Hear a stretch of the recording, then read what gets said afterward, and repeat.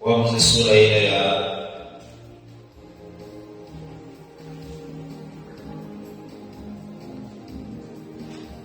13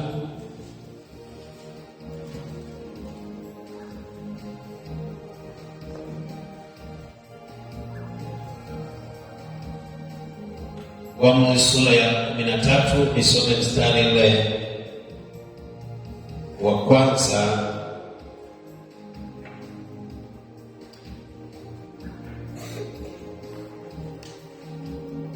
itaenda mpaka mstari ule wa 7.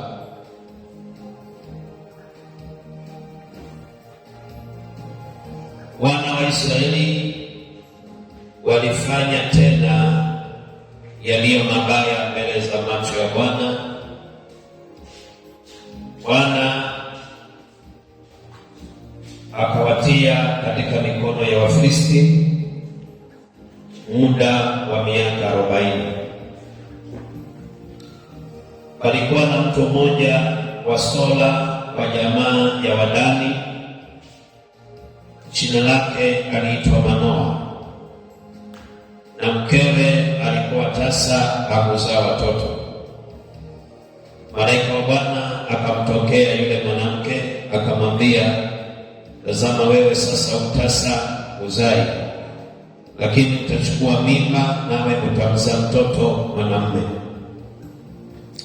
Basi sasa jihadhari na kuomba, usinywe divai wala kileo, wala usile kitu kilicho najisi, kwani tazama, utachukua mimba, nawe utamzaa mtoto mwanamume, na wembe usipite juu ya kichwa chake, maana mtoto huyo atakuwa mnadhiri wa Mungu tangu tumboni, naye ataanza kuwaokoa Israeli na mikono ya Wafilisti.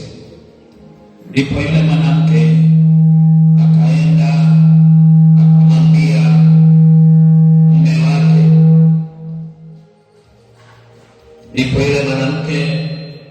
akaenda akamwambia mume wake, akisema, mtu wa Mungu alinijia, na uso wake ulikuwa kama uso wa malaika wa Mungu wa kutisha sana, nami sikumuuliza umetoka wapi, wala hakuniambia jina lake. Lakini aliniambia, tazama, utachukua mimba, nawe utamzaa mtoto mwanamume.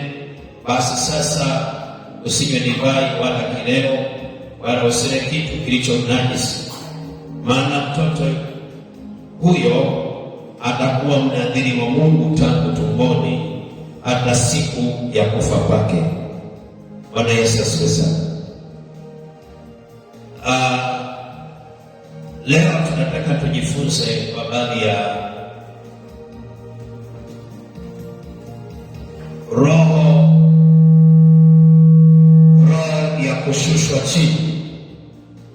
Roho ya kushushwa chini inaendana na pointi ya somo ambalo tumekuwa tukijifunza kwa habari ya ishara zinazoonyesha kwamba unapigwa vita, ishara zinazoonyesha ya kwamba unapigwa vita katika ulimwengu wa roho. Kuna pointi moja ambayo tulijifunza, inasema yale matatizo au vifungo ambavyo ulikuwa umevishinda vinapoanza kurudi upya ni dalili mojawapo. Kwa hiyo somo langu linaegemea kwenye hiyo point. Vifungo ambavyo ulikuwa umevishinda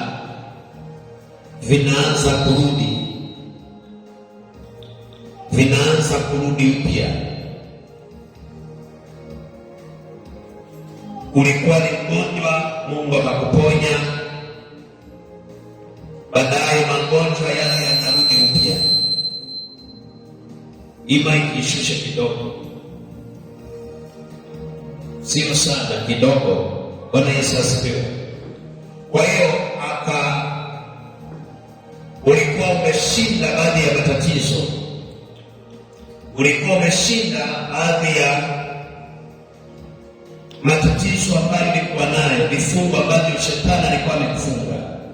Ukamwamini Yesu, ukaokoka, ukamjua Mungu, na baadaye Yesu akakuponya, akakuondolea yale mateso, akakuondolea vile vifungo, akakuondolea yale magonjwa.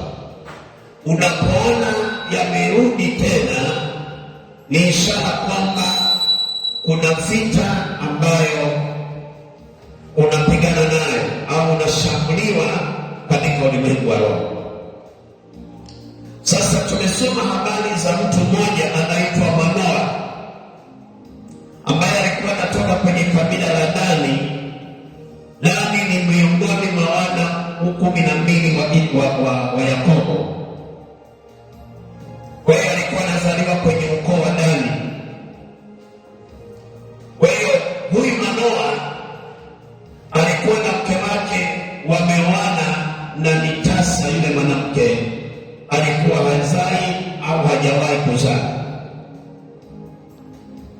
Siku moja malaika wa Bwana akamtokea huyu mwanamke, akamwambia, Bwana, nimekuja kwako, naona hauzai, wewe ni tasa, lakini nimekuja na habari njema kwako ya kwamba utachukua mimba, utabeba mimba, na baada ya kubeba mimba utazaa mtoto wa kiume, na yule mtoto wa kiume atakuja kwa makusudi maalum, atazaliwa kwa lengo maalum. Maana yake ni kwamba mtu kabla hajazaliwa amepangwa atakuwaje. Kabla hujazaliwa wewe ulishapangwa tayari. Watu ratiba zao zinapangwa kabla hawajazaliwa. Unapokuja kuzaliwa unakuta hatima yako tayari ipo. Kwa hiyo akamwambia, huyu mtoto atakayezaliwa atakuwa ni mtoto ambaye amekuja kuwakomboa wana wa Israeli kutoka kwenye mikono ya nani? Ya adui zao ambao ni Wafilisti. Maana walitenda mabaya, alafu Bwana akawatia mikononi mwa Wafilisti, wakatumikishwa kwa miaka 40 na Wafilisti. Wewe fikiria miaka 40 wanatumika. Unajua wana wa Israeli, watu wengine ukiwa unasoma habari zao unashangaa kweli. Walianzia Misri, wakatumikisha miaka 430. Baadaye wakaenda tena wakatiwa mikononi mwa Wafilisti, wakatumikishwa miaka kadha wa kadha. Lakini walikuwa wanakosea kwanza, wanatenda mabaya, alafu Bwana anawatia mikononi mwa adui. Kwa lugha nyingine, ukimkosea Bwana anaamuru utiwe mikononi mwa adui zako. Lakini ukimtafuta Bwana, ukampenda Bwana, ukamcha Bwana atawapiga wale maadui zako, hata waweka mikononi mwako. Amini, hutawekwa mikononi mwao.